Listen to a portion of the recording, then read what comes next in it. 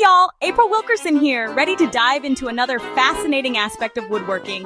Today, let's talk about something that really changed my woodworking perspective and the way I approach certain projects.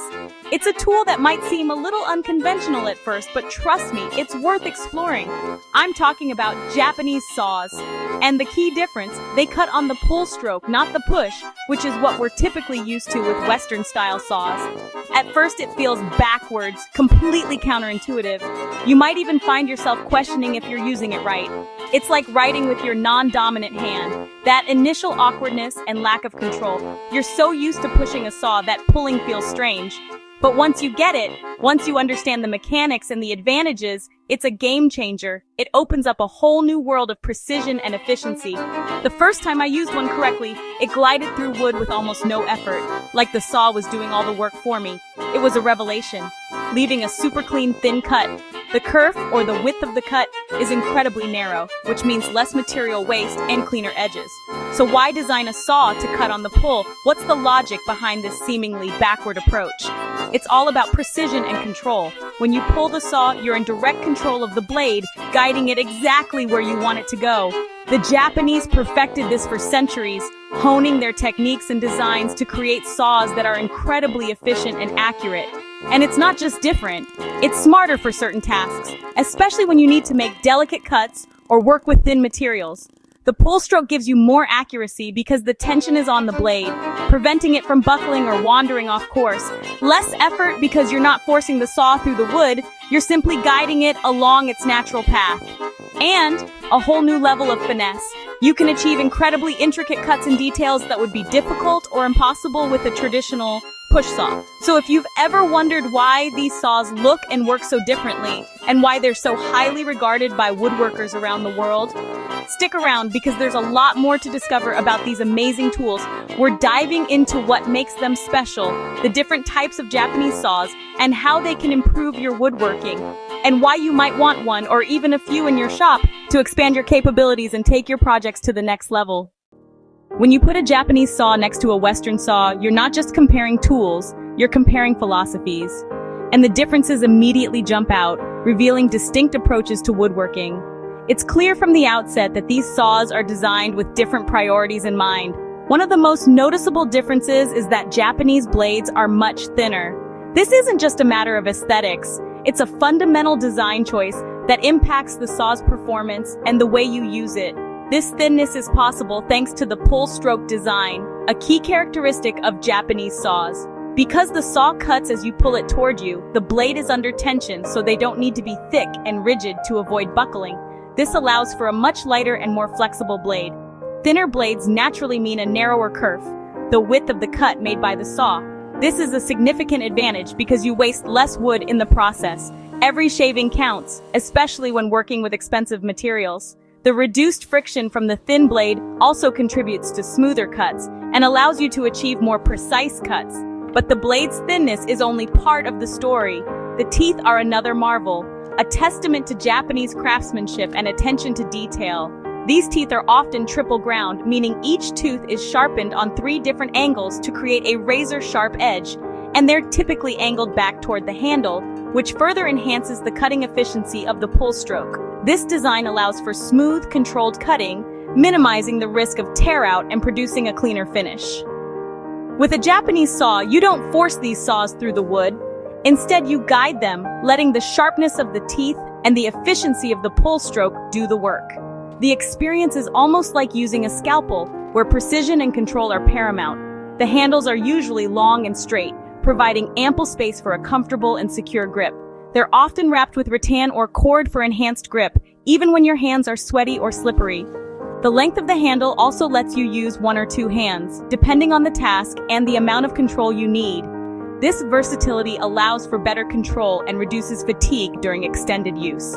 This design encourages a more upright posture, which can be easier on your back and shoulders. The pull stroke also promotes a more rhythmic sawing motion, allowing you to work more efficiently and with greater precision. While some modern versions have pistol grips for a more familiar feel, the traditional handle design is all about balance and finesse, encouraging a more delicate and controlled approach to sawing.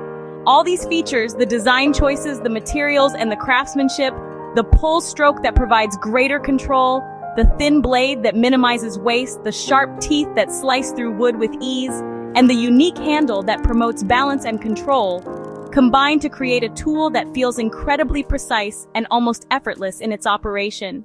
Once you try one for yourself and feel the difference in your hands, you'll immediately notice the difference compared to traditional Western saws. It's a whole new experience in woodworking, one that emphasizes finesse, precision, and efficiency, and that's precisely why so many woodworkers swear by them, integrating them into their daily practice. Japanese saws, or nokogiri, are rooted in centuries of craftsmanship, think temples, tea houses, and intricate joinery. These tools evolved for precision, shaped by a culture that values patience and harmony with materials. Traditional carpenters built masterpieces without nails, relying on perfect cuts and interlocking joints. The pull saw's thin blade and control made it ideal for this work, especially with softer Japanese woods like cedar and cypress. Blacksmiths mastered hardening the teeth while keeping the spine flexible, a hallmark of quality.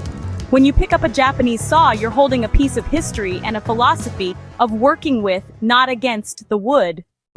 Japanese saws aren't one size fits all. There's a whole family, each with a specialty. The Ryoba is the all-rounder double-sided, with cross-cut teeth on one side and rip teeth on the other. The Dozuki has a stiff spine for ultra-precise, fine joinery. Think dovetails and tenons. The Kataba is single-edged, no spine, perfect for deep cuts and breaking down larger boards. Some katabas are made for flush cutting, trimming dowels or plugs perfectly flat. There are even more specialized saws like the Azabiki for starting cuts in the middle of a panel. Each saw is designed for a specific job, making your work easier and more accurate. Understanding these types helps you pick the right tool for every cut. That's the beauty of Japanese saws' thoughtful specialization. There's a perfect blade for every woodworking challenge. Let's talk physics, the underlying principles that make certain tools superior for specific tasks. We often think of tools as simple extensions of our hands, but the best tools are those that cleverly exploit the laws of physics to amplify our efforts and improve our results. When it comes to saws, one of the most fundamental distinctions is whether they cut on the push stroke or the pull stroke. So why does the pull stroke matter so much? What advantages does it offer over the more conventional push saw design? The key lies in tension. Pulling puts the blade in tension, much like stretching a rubber band or tightening a string on a musical instrument. This tension keeps it straight and stable, preventing it from bending or buckling during the cut. Think of it like a tightrope walker, relying on the tension of the rope to maintain their balance. Because the blade is under tension, it can be much thinner than a push saw. This is a crucial difference that has significant implications for the saw's performance. Thinner blades mean less wasted wood, resulting in a narrower kerf, the width of the cut. This not only saves valuable material, but also reduces the amount of force required to make the cut. The reduced friction translates to less effort, making the sawing process smoother and more efficient. And with a thinner blade and stable cutting action, you get more precision. This is especially important when creating intricate joints or working with delicate materials. In contrast, push saws are under compression. The force applied to the blade pushes it forward, which can cause it to bend or buckle. To counteract this, they need to be thick to avoid buckling, adding weight and resistance to each stroke. This increased thickness results in a wider kerf and more work, requiring more force and removing more material with each pass. With a pull saw, you start cuts easily because the pulling action naturally aligns the blade with the cut line. You can guide the blade with a light touch, allowing for greater control and accuracy. The tension keeps the blade from flexing side to side, even when working with challenging grain patterns or dense hardwoods.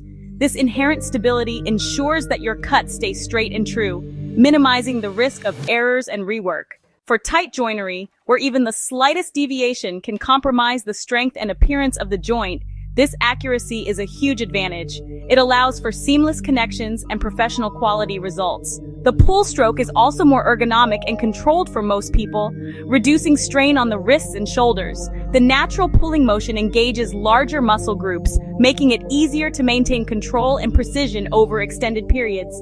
It's not just tradition. Although the Japanese have honed this design over centuries, it's smart engineering, a clever application of physics to create a more efficient and effective cutting tool. You get better results with less muscle, making woodworking more enjoyable and less physically demanding. That's why Japanese saws excel at precision work, allowing woodworkers to achieve unparalleled levels of accuracy and finesse in their projects. Japanese saws have gone global, once rare outside Japan. Now you'll find them in woodworking shops everywhere. The internet and social media have shown woodworkers worldwide just how effective these tools are. Tool makers have responded, offering traditional and modern versions. Even Western brands are adopting pull-stroke designs. It's not about replacing Western saws, but expanding your toolkit for more options and better results. Many woodworkers now use both styles, picking the best tool for each job. The global embrace of Japanese saws proves their timeless ingenuity. So, when should you reach for a Japanese saw? For fine joinery, dovetails, tenons, half-laps, a dozuki gives you unmatched precision.